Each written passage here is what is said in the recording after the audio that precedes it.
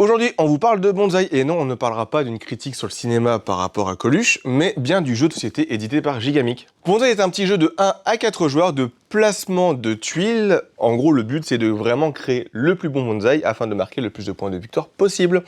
La partie s'arrête dès que le petit tas de cartes est épuisé. On comptabilise donc tous les points de victoire obtenus grâce à ce petit mémo, mais aussi par rapport aux tuiles qu'on va acquérir durant la partie. Le tour de jeu est plutôt simple. Pendant votre tour, soit vous allez prendre une carte parmi la rivière, soit vous allez pouvoir poser une tuile sur votre bonsaï afin de l'agrémenter. Lorsqu'on récupère une carte de la rivière, par exemple je prends celle-ci, on va aussi obtenir une des deux tuiles, donc la récompense qui est indiquée par rapport à la carte. Et les cartes vont glisser sur la droite, suivant le tourné, ça change tout, et ainsi de suite. On va donc placer la carte obtenue à gauche de notre estampe afin d'améliorer notre capacité de jardinage. On met toujours adjacent à une tuile bois. Waouh, Les tuiles fruits sont toujours placées entre deux tuiles feuilles. Les fleurs sont toujours placées au-dessus d'une tuile feuille, et ainsi de suite. On va donc obtenir des cartes croissance qui nous permettent d'obtenir des tuiles supplémentaires dans notre réserve. On va pouvoir aussi obtenir des apprentis qui nous permettent d'interagir directement sur notre bonsaï en plaçant les tuiles indiquées.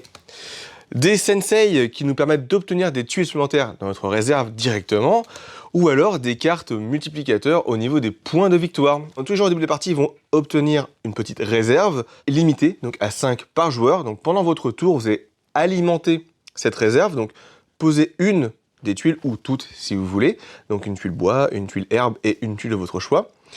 Et plus on avance dans la partie, comme je vous l'ai dit, plus on va pouvoir avoir des bonus supplémentaires, donc plus de tuiles, des tuiles différentes, augmenter la réserve, etc. La partie s'arrête donc, comme je l'ai dit, quand tout le paquet est vide. Et donc du coup, celui qui a le plus de points de victoire sera élu meilleur bonsaïnier au monde.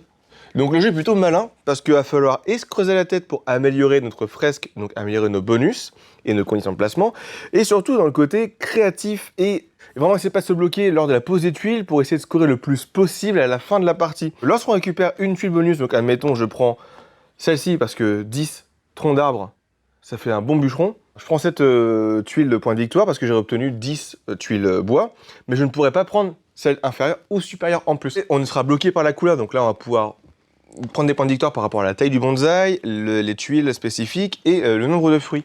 Ce jeu se vaut plutôt rejouable et plutôt malin et efficace, accessible même avant 10 ans. Il dit 10 ans sur la boîte, mais c'est pour pas manger les pièces.